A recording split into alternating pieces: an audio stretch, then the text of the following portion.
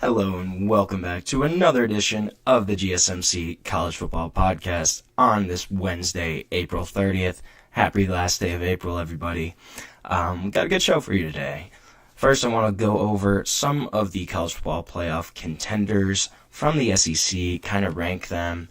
It's going to be a really interesting year for the SEC. There's, I think, 7 or 8 teams at least that have legitimate shots. So I want to go over some of those first. Also going to talk a little bit about this Bill Belichick North Carolina drama, kind of what's happening in the media with his interview with Hard Knocks, all of that. So we're going to get into that as well. And then I want to talk about why is the state of Florida not producing blue chip quarterback recruits in one of the most talent-rich recruiting states in the nation, not really producing quarterbacks. I want to dive into that and kind of what's happening there. Also going to talk a little bit about some of the winners, some of the losers from the spring transfer portal, and some programs that really took a step forward, some took a big step back. And then finally, to end our day, make sure you stick around. I'm going to talk about some of the best running back rooms in the country. This is obviously subjective, but some of the teams, programs that I think have really great running back rooms, great situations there for the 2025 year. But before I get into anything, I just want to remind everyone that this show is all about you. We thrive on your comments, your questions, opinions, insights, all of that. We love hearing from you. We want to make this as interactive, as exciting as possible. And one easy way to do that is to use the Super Chat feature. To do that, you can go ahead, click the $ in the bottom of the chat box to send in your comment, question, opinion there. This guarantees that your message gets on the air, and it's also just a great way to support our channel and support what we're trying to do here at GSMC. We're so grateful to have you all as a part of our community here, and we thank you for your ongoing support. Now, I want to talk a little bit about the SEC and kind of what's happening in terms of contenders. So I think right now there's a clear-cut top 2 in Texas and Georgia. I have Texas as the number 1 team in the SEC coming into this season. So there's a couple reasons for this. Texas, obviously they did lose some talent, but they also got some big pickups in the portal. Picked up Emmett Mosley V, picked up Jack Endries, also have Ryan Wingo returning, DeAndre Moore returning, and then defensively they signed a couple guys in the winter portal. And then you also have Anthony Hill Jr., who's not a bad football player himself, Malik Muhammad, Colin Simmons. They're all going to be returning on each level of the defense. Simmons on the D-line, Anthony Hill at linebacker. Malik Muhammad has that one cornerback spot locked down. This is a loaded Texas team. Also, a report came out today that said that this Texas roster could potentially cost $35 to $40 million. So a lot of high-profile transfers, a lot of high-profile renegotiations with some of their returning guys. But this is a team that is still stacked, and I think they have a pretty manageable schedule. Didn't get a really tough SEC slate this year. Their big SEC games are going to be at Georgia, and I also think at Florida could be potentially a trap game there. I do think they beat Florida most likely, but it is in the swamp, and Florida, I think, is a little more talented than people give them credit for, so that could potentially be a tough game. And then, obviously, week 1, you have the semifinal rematch of Texas at Ohio State. In the shoe, it's going to be a tough road game for Texas, but I think if they split those Ohio State-Georgia games, even if they lose both of them, they're still probably a college football playoff contender. This is a team that's going to be right up there. Could be a preseason number 1 kind of team, but they're going to be stacked, and we're going to see what Arch Manning can do, too, in his first year as a starter. Obviously, this is a pretty smooth transition from quarterbacks, from Quinn Ewers to a guy that's even more hyped than Quinn Ewers was in Arch Manning, taking over as the full-time starter in 2025. We're going to see what he can do as the full-time guy.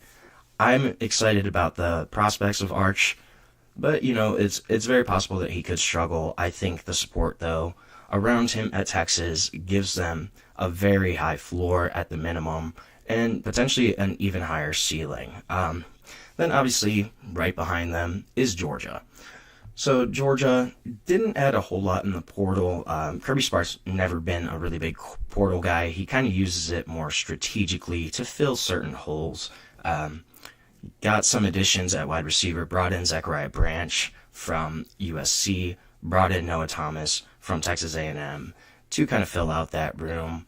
And they also brought in a running back in Josh McCray from Illinois, Elo Medozier from Army on the defensive side of the ball in the spring portal to kind of fill some of those holes that guys like Jalen Walker, Michael Williams, Trevor Etienne all left at Georgia. But these weren't like eye-popping, multi-million-dollar NIL deals, more guys that filled a specific role for Georgia. This is a team that also didn't really lose a whole lot in the portal. Not a lot of guys transferred out, so they still have most of their depth. They still have a lot of those blue-chip recruits that they brought in just from high school recruiting, and didn't really have any long-term injuries either throughout spring practice, which is something that other teams have struggled with. I also think that the big two question marks here for Georgia is going to be that young offensive line. They're not super proven. And then obviously, quarterback, it seems like it's going to be Gunnar Stockton. That's what everything's kind of indicating right now. Ryan Puglisi is still in contention, but this seems like it's going to be Gunnar Stockton's team. Kirby Smart traditionally kind of relies on quarterbacks that are smarter, have a bigger grasp of his offense, of the scheme, and it seems like Gunnar Stockton is that. We're going to see what he can do. I think that's also going to be a big question mark for them, and the play of Gunnar Stockton and that O-line is really going to determine what Georgia can do this upcoming year. But this is a team that I think at the minimum still wins 9 or 10 games. They still have Kirby Smart as that head coach. They still have all the talent that they brought in over the past couple years, and they didn't really lose a whole lot either. So Georgia's still going to be right up there at the top with Texas. I think those are the clear-cut top two in the SEC. Now, after that, it gets really murky. There's probably, I think, 5 or 6 teams at least that could all potentially be that third team in the SEC. So right now, I have kind of an outside-the-box pick, but I think South Carolina is that number 3 team going into this season. So 9-3 last year, rattled off 6 straight wins to end the season. Lenore Sellers really came into his own as a quarterback, and I think with a full offseason, with another year coming in being the starter, this guy is going to really shine. Electric dual-threat quarterback. I think he can take them super far. I'm excited to see what South Carolina can do. I know certain people aren't as high on Lenore Sellers. I've seen him live. I've seen his highlights as well. I think this guy is just a special talent at quarterback and can really drive South Carolina to heights that they haven't seen in a while. You also have Dylan Stewart, the freshman phenom from last year, coming back to anchor that defensive line. He's going to be even better in year 2. Could be one of the best edge rushers in the SEC, in the country even. I think I'm really excited about South Carolina. I think with another year, I think they could potentially do some damage in the SEC. They did lose a couple key pieces.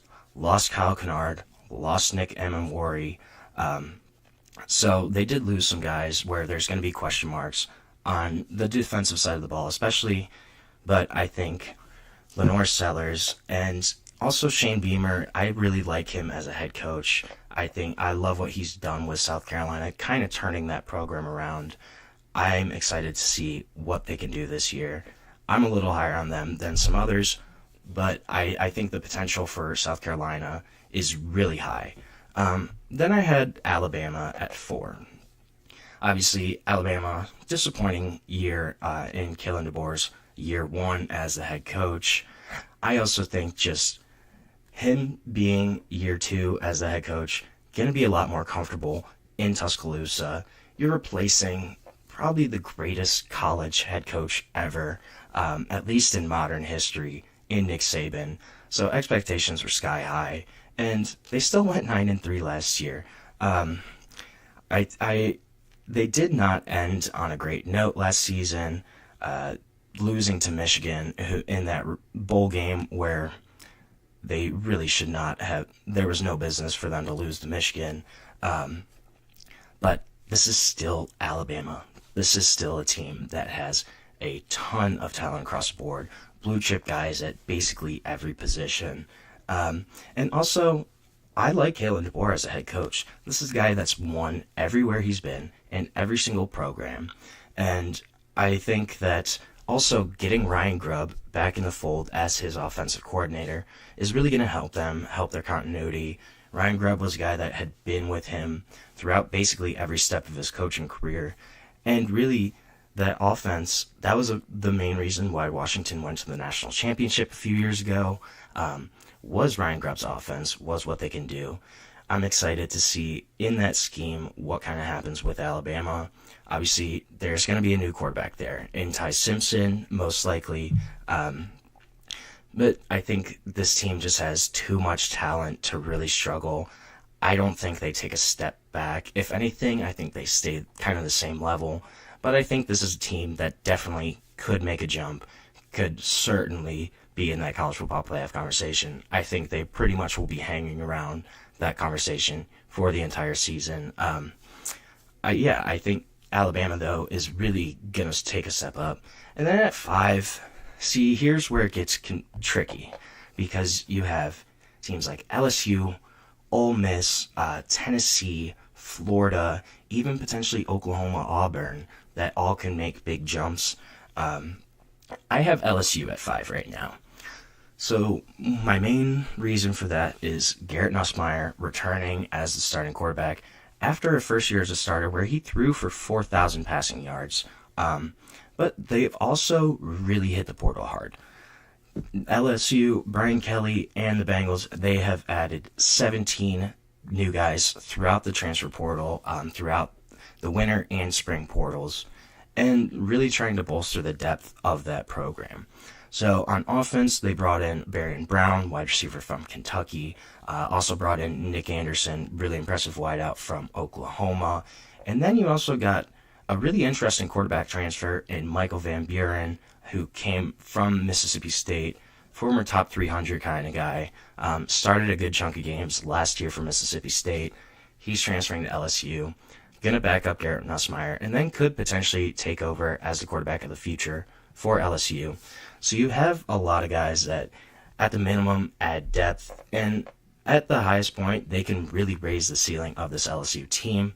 I think they kind of bounce back. Also, you have Harold Perkins Jr. returning on defense. I'm really curious to see if he solidifies himself as a first rounder, how much he shows out. He is moving to a new position on the defensive side of the ball, how that'll shake out. But this is a guy that has all the talent in the world. Great freshman season, kind of struggled throughout last year a little bit, but I think he can have a really great year. And then my next 3 are kind of like, I have Ole Miss, I have Tennessee, and I have Florida all up there. I kind of think they're all interchangeable right now. Tennessee, I think I would have had a little higher, if not for the whole Nico situation. They're going to have to bring in Joey Aguilar. He's going to have to learn a whole new offense with brand new wide receivers. I think that could be a little bit of a struggle, or at least there could be a little adjustment time there. Ole Miss, obviously, last year was their most talented roster probably ever. Just barely missed the college football playoff. Honestly, self-inflicted wounds for them. But they're replacing a bunch of guys. Losing, obviously, Jackson Dart, Trey Harris, J.J. Pegues, Trey Amos. A lot of production losing from Ole Miss. But you have a really promising quarterback in Austin Simmons coming in. They obviously hit the portal really hard. That's Lane Kiffin's kind of mojo.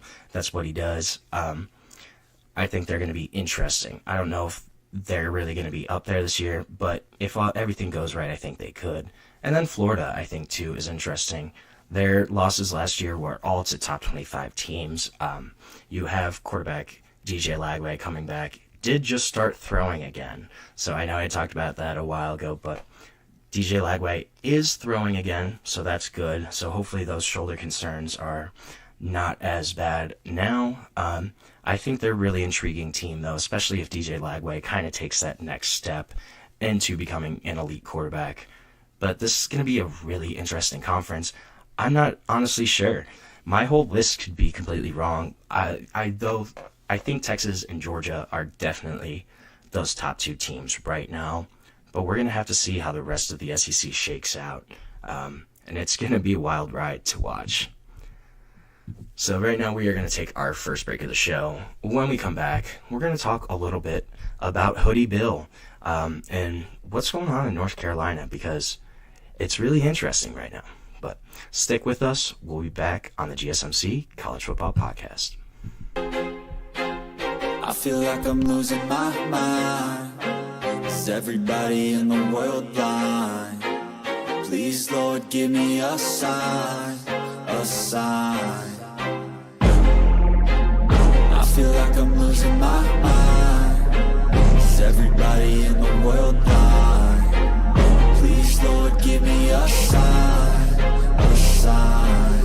I wanna be the greatest. Everybody on the fake shit. I look around and feel like everybody is the fakest. I make this every day and I'm impatient, hoping one day I blow up from the basement. Statement, the top is so vacant. I don't hear shit that I think is amazing. Waiting for my day when I'm playing sold out shows for 1,000 faces. Hey, give me that crown, get in my way and to be put down. It ain't your place, all this my town. If I want that shit, then I'll get it right now. I'm losing it, the noose it fits. I'm losing shit, a stupid myth. You choose to live or choose to dip. You choose to fight or lose your grip and lose a gift. I feel like I'm losing my mind. Is everybody in the world blind? Please, Lord, give me a sign, a sign. I feel like I'm losing my mind. Is everybody in the world blind? Welcome back to the GSMC College Football Podcast on this Wednesday, April 30th. I had to check if it was Wednesday. Forgot the day for a sec.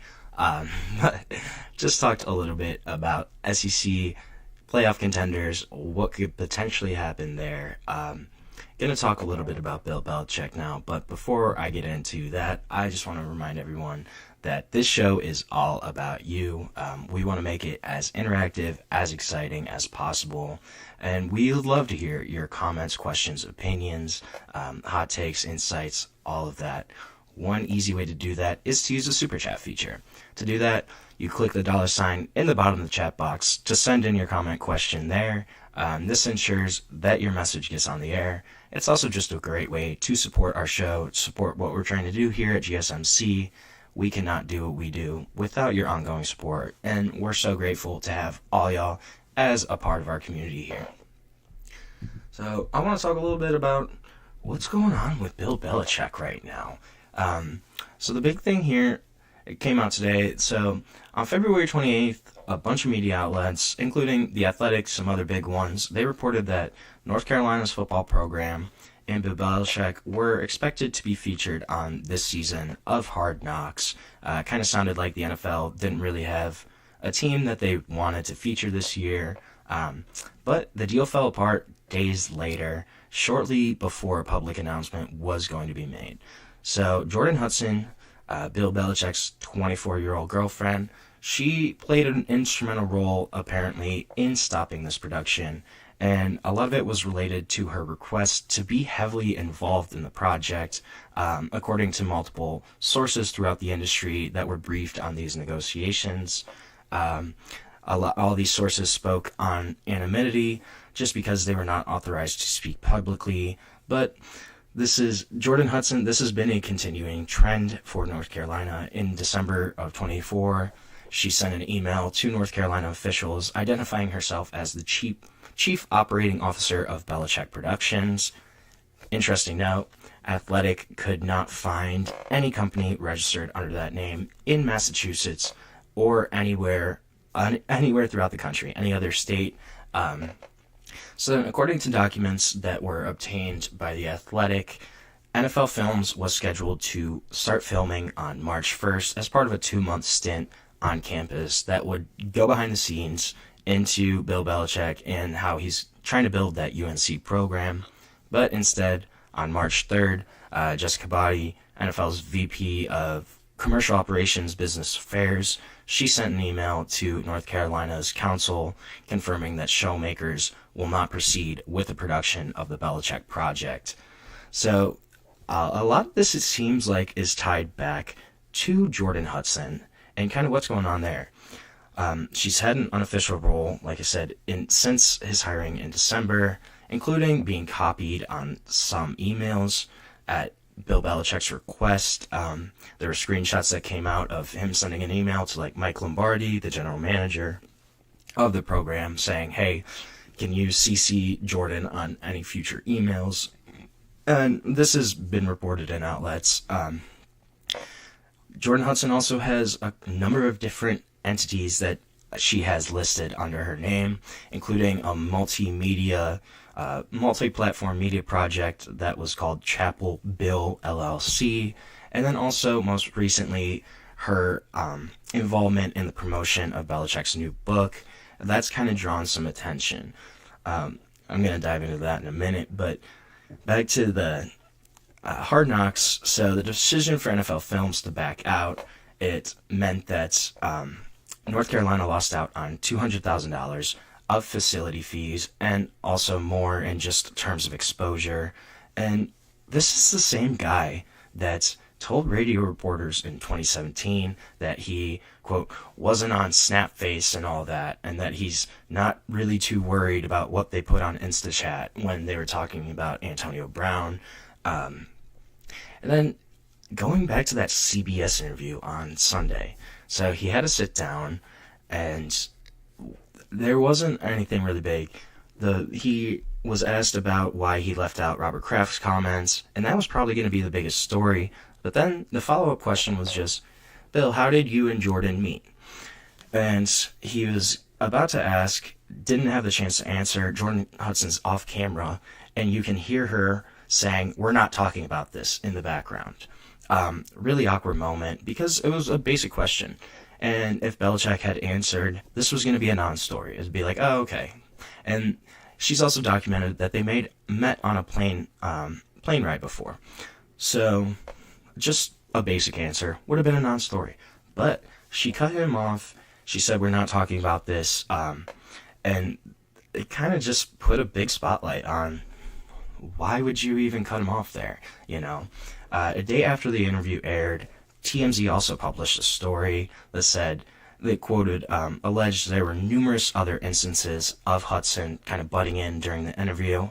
And they said that she had even walked out of the interview at one point and delayed it for about a half an hour. And then also yesterday, the day before this report kind of came out, Hudson posted a screenshot of an April 10th email from Bill Belichick to her Instagram account. And also the comment was saying she promised a full statement to be released later. But in the email, Belichick is really going off about how this interview is promoting a book, detailing a time he, quote, effed up as the Patriots coach. But I just think this whole situation's really interesting. Obviously, Bill Belichick has been an NFL head coach for how many years?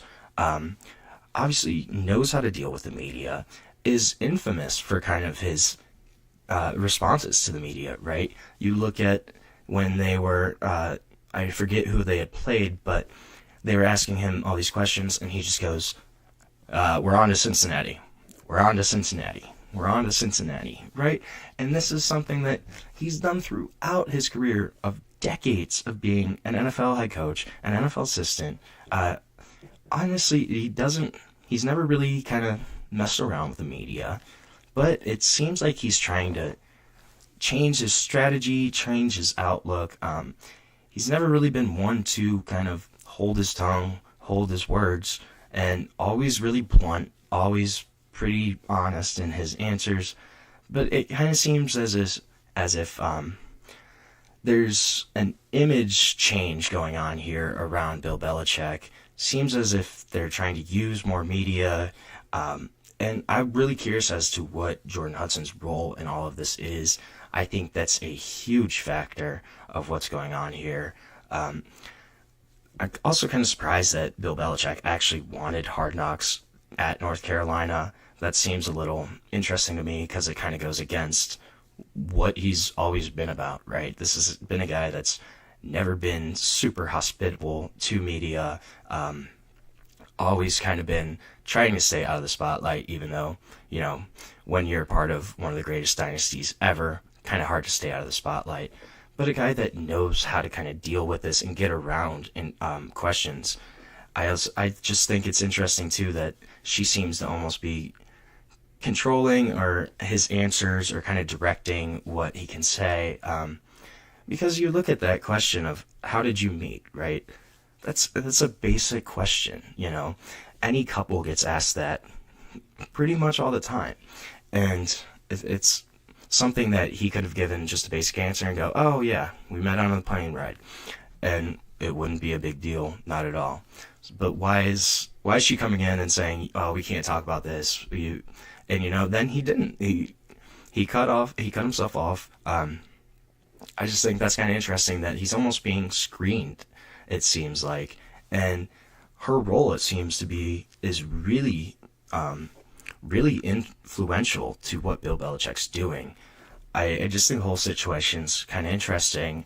I wonder if it's more of just because of the college landscape, of you're dealing with younger kids. Could he trying to change his strategy a little bit to kind of relate more to 18, 19-year-olds compared to grown men in the NFL? Is that a possibility of why this is happening? I think that's certainly a potential answer. I just think the whole situation, though, is kind of awkward because this is not the Bill Belichick we know. This is something different, it feels like. And will that kind of difference actually help him at UNC? I'm not really sure. I think it'll be something to certainly kind of monitor just how much her influence shows throughout the time and kind of how he responds to the media, how he interacts throughout post-game interviews, all of that throughout this upcoming year. I think it's going to be really interesting to watch. Does he kind of change up how he's always been known, or will this kind of be a reverting back to the old Bill Belichick? So we're going to take another short break on our show right now. When we come back, we're going to talk a little bit about why the state of Florida, despite its talent-rich recruiting, why are they not producing blue-chip quarterback recruits? We're going to dive into that in a little bit, but we'll be back on the GSMC College Football Podcast. Looking for your daily fix of sports talk without having to pay for it? GSMC Sports Network is available on YouTube. Just search GSMC Sports Network. Get your fix of daily sports talk shows on YouTube, absolutely free. NFL, college football, NBA, MLB, MMA, UFC, fantasy football, and so much more.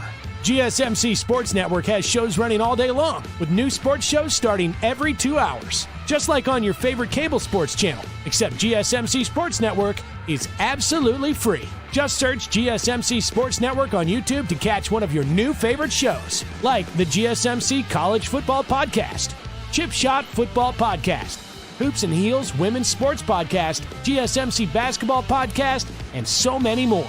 Check it out for yourself. GSMC Sports Network, now available on YouTube absolutely free. Search GSMC Sports Network on YouTube right now.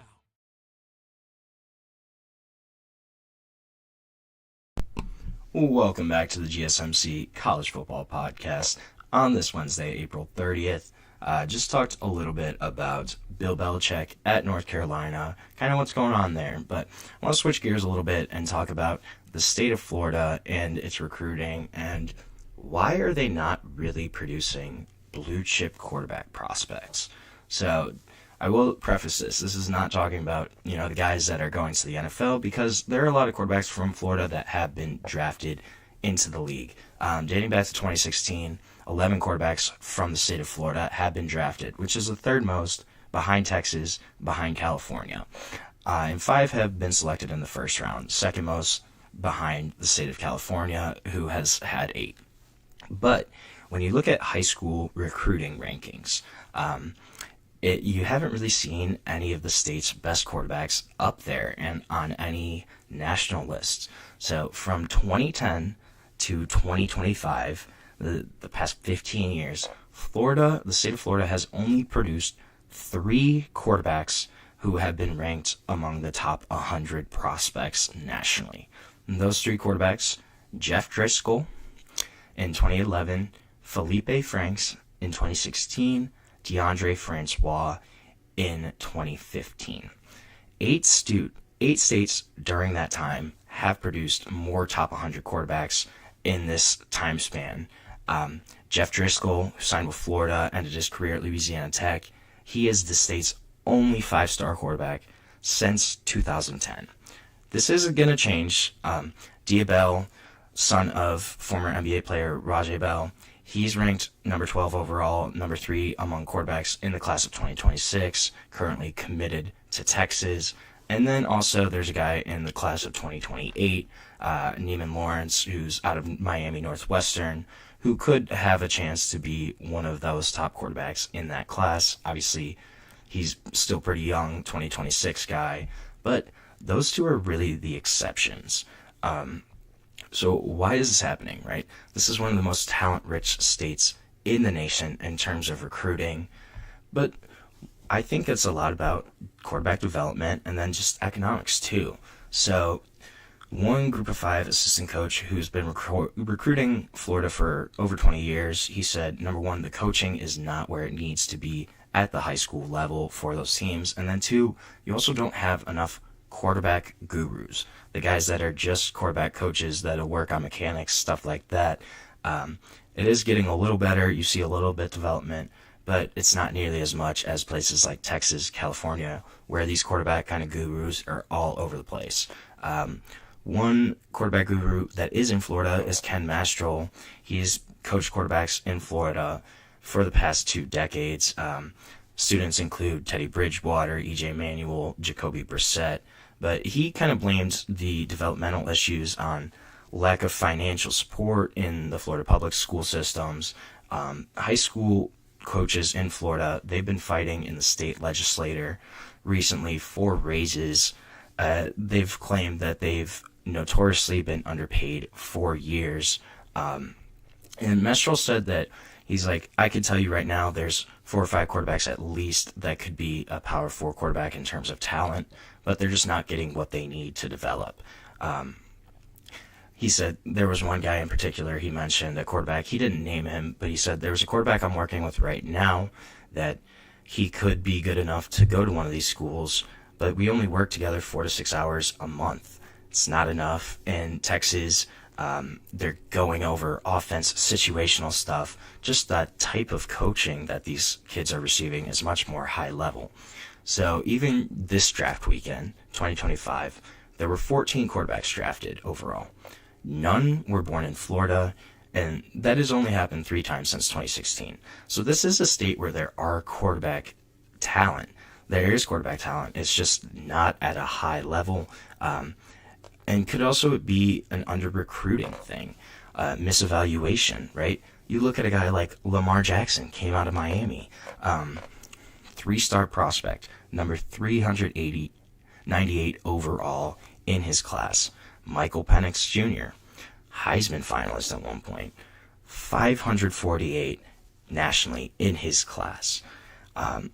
So definitely there is a case that some of these Florida quarterbacks are just being misevaluated in terms of talent. But you look at Teddy Bridgewater was also interviewed here.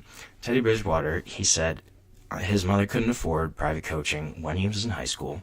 He didn't even have a position coach at Miami Northwestern until his senior year, and he didn't work with a quarterback coach until he left Louisville to prep for the NFL draft. So when you compare that to guys that are in California or Texas who have been training with these gurus since they're like 15 years old, there's a really big difference there in terms of development from a young age, in terms of how these guys are being exposed, the types of tournaments, recruiting, events that they're going to. There's a lot different, but this is, of the state's 11 quarterbacks that have been drafted since 2016, only 4 of them were 4-star 4-star or higher recruits. So certainly there is a misevaluation aspect here in terms of the quarterbacks are just not being found in Florida right now. Jacoby Brissett, Jeff Driscoll, Nathan Peterman, Anthony Richardson, they were the only 4 of those 11 quarterbacks that were rated 4 stars or higher. So, but this is not as big of an issue in terms of guys that are starting at the FBS level. I think it's more of a development thing, and these guys are taking longer to get to the next level. Last year, there were 12 Florida-born quarterbacks that started at least 7 games at the FBS level. 6 of them were starters on the Power 4 level in Carson Beck, Fernando Mendoza, Iowa State's Rocco Beck, C.J. Bailey from North Carolina State, Anthony Colandra, and then Garrett Green from West Virginia. But Carson Beck and C.J. Bailey, those were the only 2 guys that were even kind of potentially blue chip recruits in that bunch. Fernando Mendoza was the 140th out of 142 quarterbacks in the 2022 recruiting class. But when he hit the portal this year, this was a guy that was one of the most sought-after quarterback options in the transfer portal. So clearly there was some kind of misevaluation in his talent. But Beck, Mendoza, Becht, and Bailey, they're all expected back to be starters. Austin Simmons, he should be the starter at Ole Miss, another Florida guy. And if all 4 do start, still gives Florida only 4 starters among the 68 Power 4 schools, which is really not a great ratio when you consider that the state of Florida has produced roughly 15% of all blue chip prospects across all positions over the last 4 recruiting cycles. So I think there's a number of different reasons why here. Obviously, the lack of quarterback gurus, the lack of one-on-one coaching, one-on-one attention, also just the fact that, like Teddy Bridgewater said, he didn't have a position coach. I think that's probably a similar situation for a lot of these young quarterbacks in Florida, where they don't even have a quarterbacks coach at their high school. So how are you going to develop in terms of reading coverages, in terms of your footwork, mechanics, if you don't have a guy that knows what he's talking about and can work exclusively with quarterbacks? I think it's going to be interesting to see, does this kind of change throughout the next 5-10 years? Is there going to be more of an emphasis on Florida quarterbacks, especially if you get guys like Diabell come in, and if Diabell takes over after Arch Manning in 2026, 2027, does really well there, is there going to be more of an emphasis on Florida quarterback prospects? I think that remains to be seen. But I think this is just a really kind of interesting situation in terms of this is a state that's probably a top 3 state in terms of overall football talent. They clearly have the athletes across the board in Florida, but why are their quarterbacks not being highly recruited? Why is that state not producing them at a high level? I think it's really kind of interesting, and I think it's a multifaceted answer, but definitely deserves a closer look at kind of what's happening there. And so we're going to take another short break here on the GSMC College Football Podcast. When we come back, we're going to talk about some winners, some losers from the spring transfer portal, kind of what happened there. But we'll be back on the GSMC College Football Podcast. Looking for your daily fix of sports talk without having to pay for it? GSMC Sports Network is available on YouTube. Just search GSMC Sports Network. Get your fix of daily sports talk shows on YouTube, absolutely free. NFL, college football, NBA, MLB, MMA, UFC, fantasy football, and so much more. GSMC Sports Network has shows running all day long, with new sports shows starting every 2 hours. Just like on your favorite cable sports channel, except GSMC Sports Network is absolutely free. Just search GSMC Sports Network on YouTube to catch one of your new favorite shows, like the GSMC College Football Podcast, Chip Shot Football Podcast, Hoops and Heels Women's Sports Podcast, GSMC Basketball Podcast, and so many more. Check it out for yourself. GSMC Sports Network, now available on YouTube absolutely free. Search GSMC Sports Network on YouTube right now.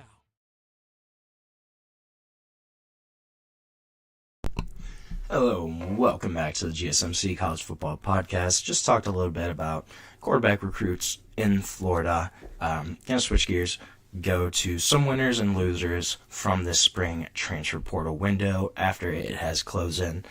I want to talk a little bit about Georgia first. I think Georgia, while they didn't have a big portal in terms of quantity, I think the quality of players that they picked up was really impressive. You land Elo Medozier from Army. That's a really high caliber prospect, guy that's a sophomore, had a great year last year, 6.5 sacks, a bunch of tackles, a guy that can jump into that role that Micah Williams left on the defensive edge. And then they also bring in Josh McCray from Illinois, was their leading rusher last season. They needed to add to their running back room. They lost Trevor Etienne last year. Needed another addition to kind of fill out that running back room. I think Josh McCray fits that really well. These are guys that they weren't huge pickups, but they fill holes, and I think they were solid in terms of just what they kind of did across the board. Oklahoma also, I think, was another really big winner. They only bring in a couple guys, but they're high impact players in Jaden Ott and offensive lineman Jake McCullough. Jake McCullough from Stanford. He's definitely going to be one of those starters on that O-line as they try to get a little more physical, a little more toughness. They're competing in the SEC again. They kind of got bullied around last season, and I think that Jake McCullough can really help there. Then, in the backfield, you get a stud in Jaden Ott, former All-Pac player, big-time producer at Cal at that running back position. You pair him with new quarterback John Mateer, and you give them a much more dynamic backfield than they had last season. I think you upgraded at quarterback and definitely at running back. Jaden Ott gives them a go-to running back that they can rely on this season. They really didn't have that last year. I loved the pickup of Jaden Ott, and I really like the fit there for Oklahoma. Those were two big wins for the Sooners. I really liked those two additions. Obviously, they didn't add a lot else besides that. A lot different than the next team on the list, their old rival, Oklahoma State. They had a really great portal, too. This is a team that had a really rough 2024 season, needed to revamp, and they added a bunch of guys just across the board. They were much more of a quantity type team in terms of what they did in the portal. Brought in reinforcements on both sides of the ball.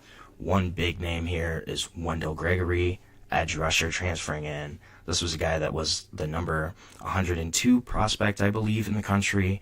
Right around top 100 player, depend on the recruiting sites. But a guy that has a ton of potential on the edge, still is really young.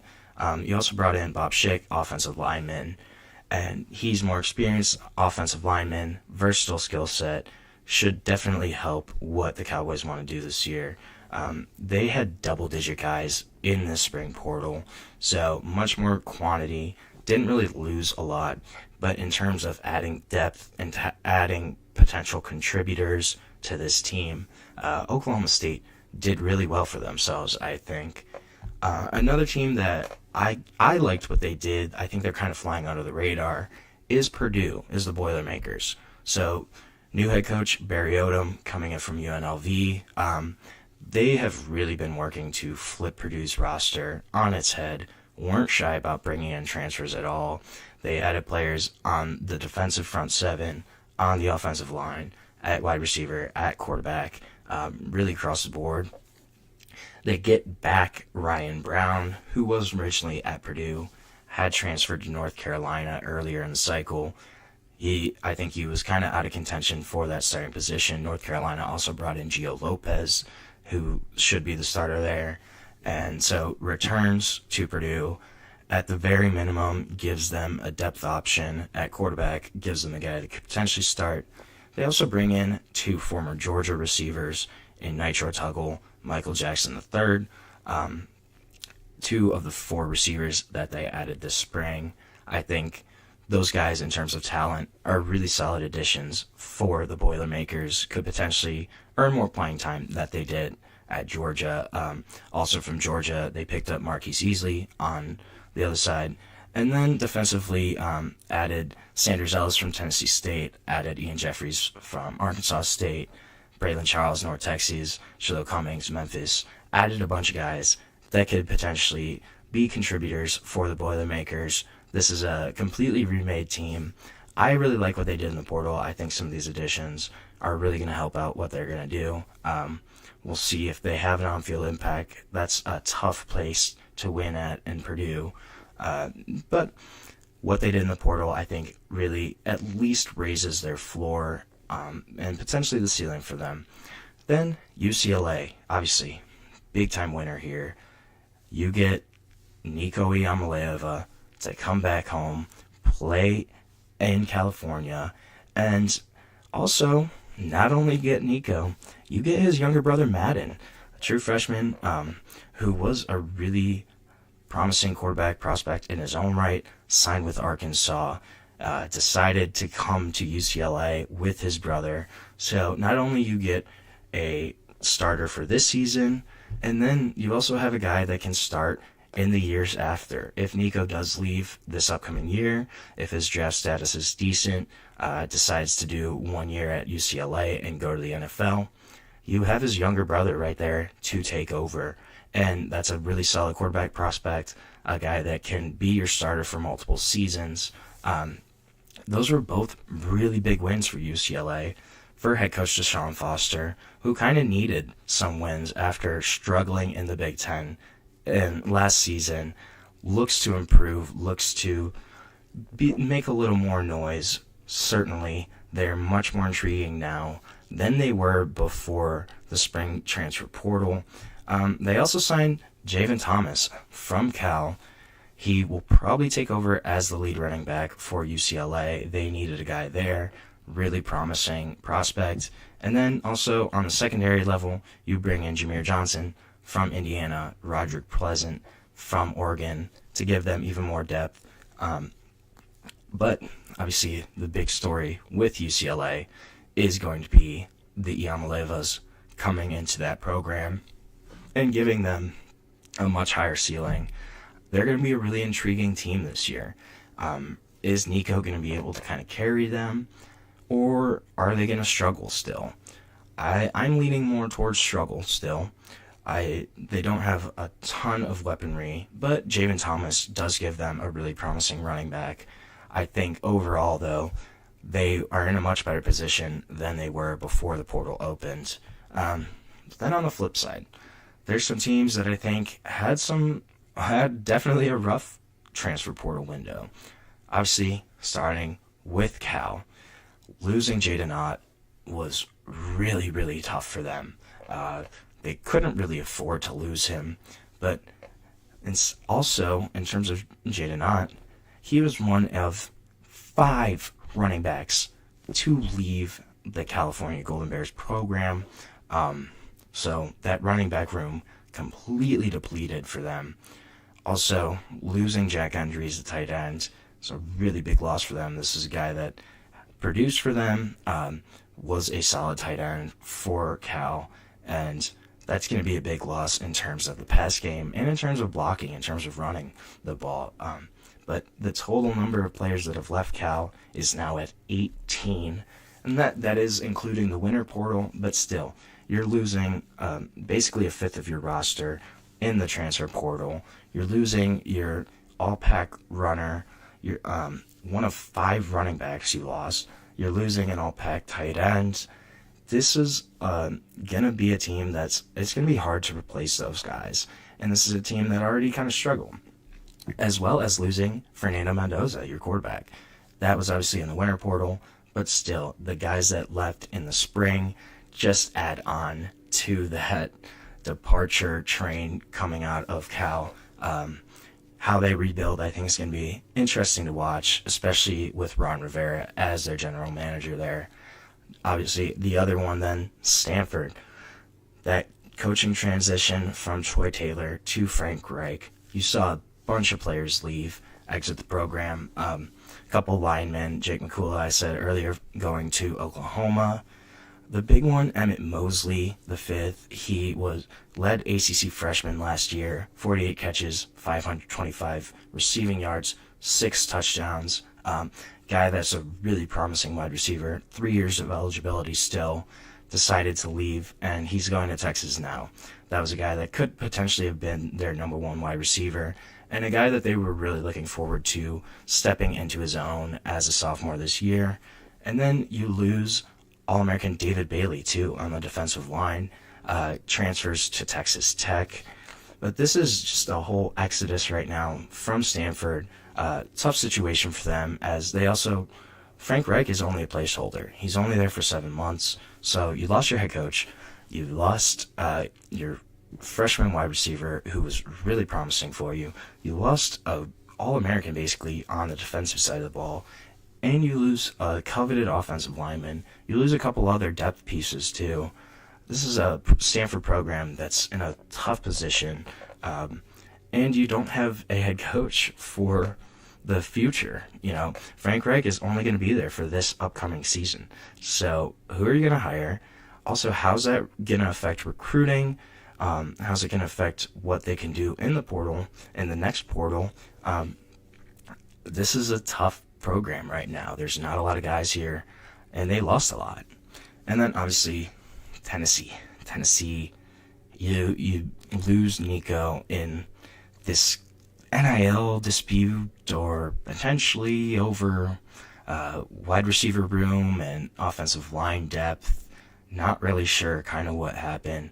Regardless, though, you lose your returning starting quarterback, who did take you to the college football playoff last year. And you lose him in the spring, too. You didn't even lose him in the winter. Would have been much better to lose him in the winter, to where they could have replaced him. There were more quarterback options in the portal at that time. You could have given a new quarterback more time to kind of acclimate to what they're doing at Tennessee. It's an interesting offense, much different than what pretty much every other team runs in that Veer-style offense. But you do kind of recover slightly. You bring in Joey Aguilar to replace Nico. But he does look like he's probably going to be a little bit of a downgrade, at least in terms of talent and upside. And he's coming in April. You're going to have to learn a whole new offense. You're going to have to adjust to brand new wide receivers, new offensive line. I think there's going to be a little bit of an adjustment period here for Tennessee. But obviously, big losers here. You go from a potential preseason top 10 team, top 15, to now, I don't know what's going to happen there. Will Tennessee kind of rally around Josh Heupel and new quarterback Joey Aguilar? Will they just be deflated from the Nico situation? I think it's really interesting of what's going to happen here in that spring transfer portal. Or not in the spring, in this 2025 upcoming season for Tennessee after their crazy whirlwind transfer portal window. It's going to be curious, though. So right now we're going to take our last break of the show. When we come back, I want to talk about some running backs. Some of the guys that I think are the best running back rooms in the country. So we're going to get into that, but we will be back on the GSMC College Football Podcast.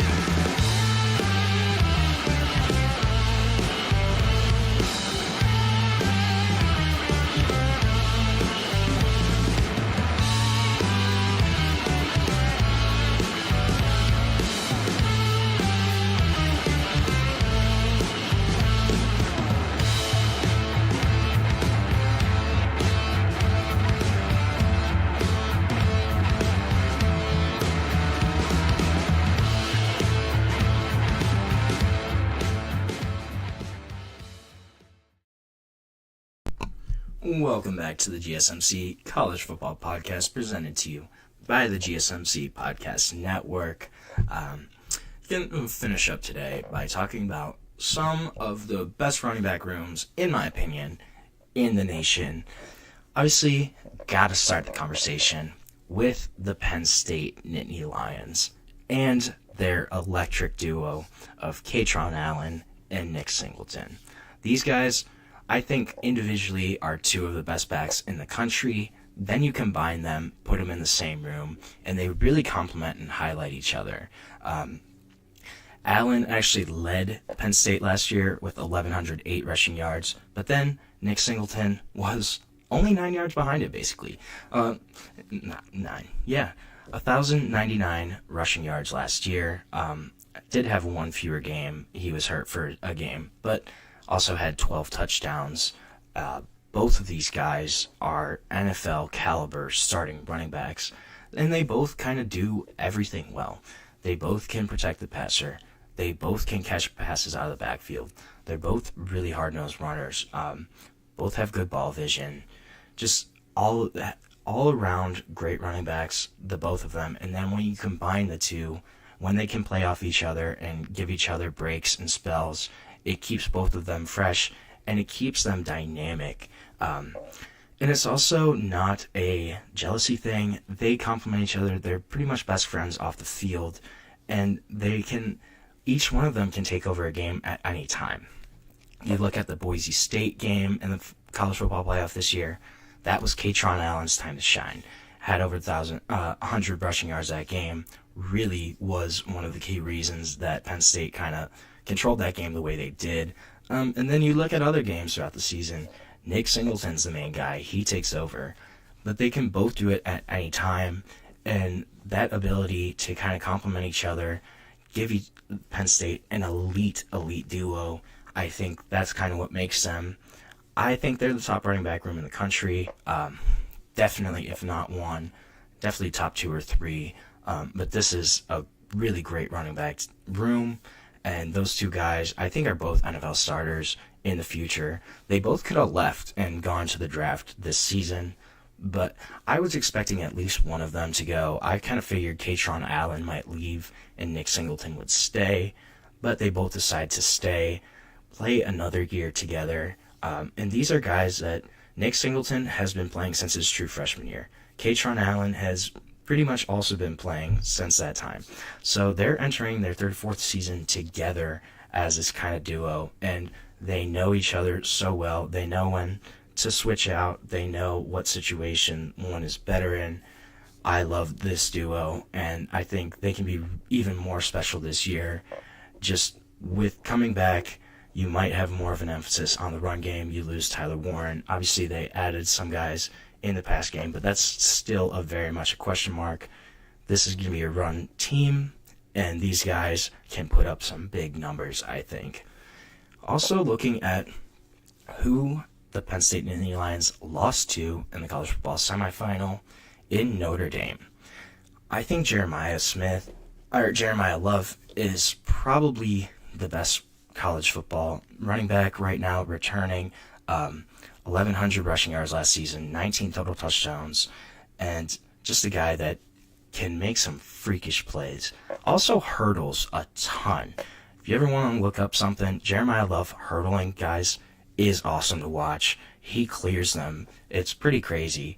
But so that's your headliner, right? Jeremiah Love. You also bring back Jadarian Price. Big play threat, probably the biggest home run hitter in that Notre Dame running back room, a guy that really complements Jeremiah Love's running style well, and a guy that can do a lot more, I think, in terms of putting up stats. This is a really great running back, too, for them. And then also, behind those two, you have 4 running backs that are pretty young, but just a ton of talent. Aeneas Williams, rising sophomore, he's got the most experience. He had the most experience in 2024. 219 rushing yards, 2 touchdowns last season. Also had a really impressive performance in the Orange Bowl. This is a guy that could definitely step into a bigger role. Then you also have another rising sophomore in Keidron Young. Bigger bodied back.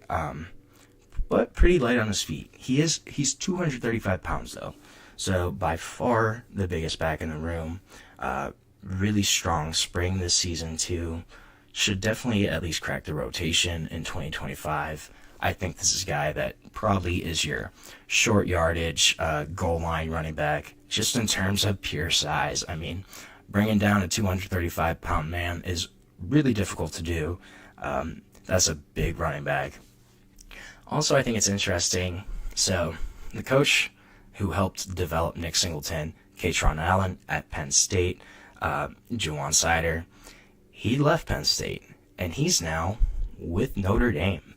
So, could the new position coach there help out Notre Dame even more, give some of these young guys some even more potential? But this is a really exciting room, and one that has a ton of depth and a ton of exciting options, I think. Then I kind of went back and forth between some of my other two teams. I have Texas at 3 right now. I think Trey Wisner coming back, he was not really expected to kind of be one of their main running backs last year. Stepped up because of some injuries, and finished the year with 1,000 rushing yards, 5 touchdowns on the ground. Also caught 44 passes for 300 receiving yards and a receiving touchdown. Going to come back, another year of confidence, another year in that Texas system. I think he's going to be a really great back. Then also, you have the return of C.J. Baxter.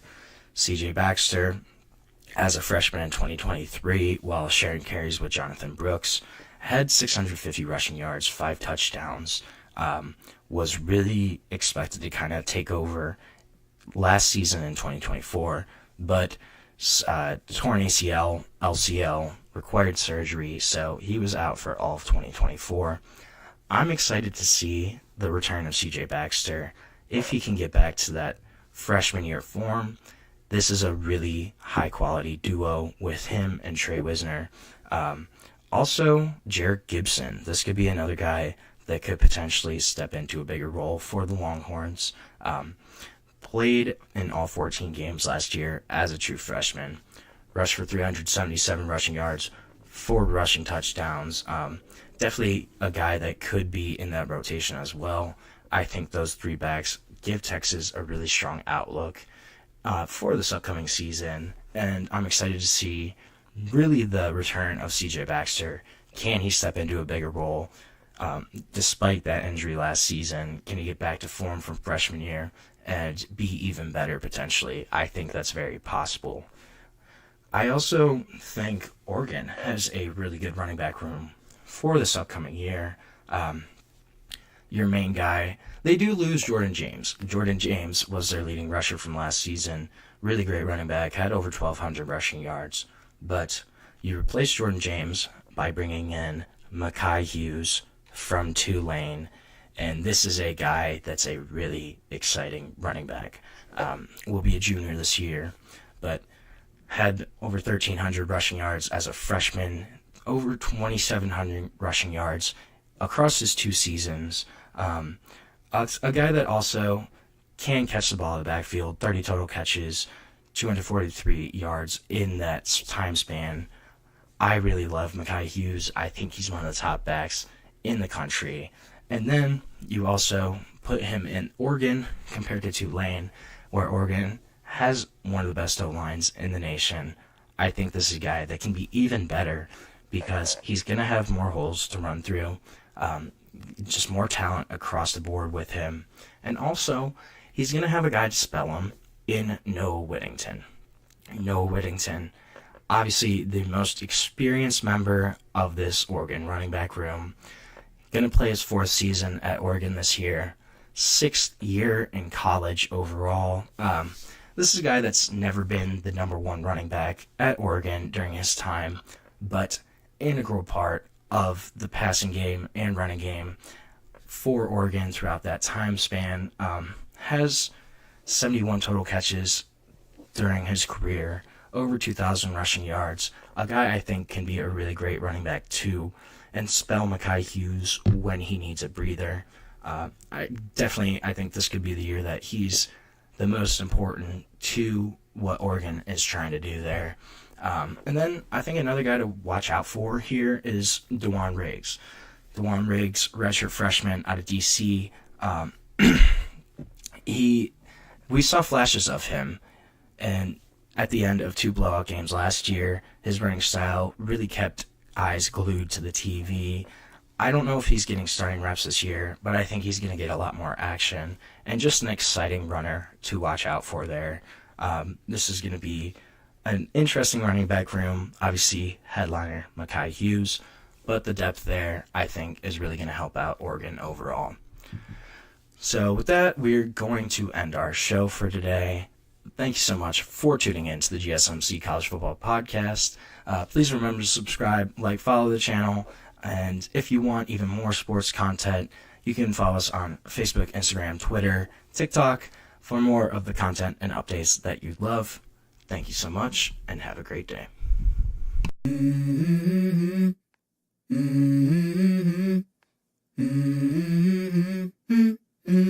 Let's go. I wake up to a little bit of drool on my pillow, feel like it's gonna be a bad day. Yeah, I'm tired of shit, and the coffee ain't hit yet, damn, ain't that great.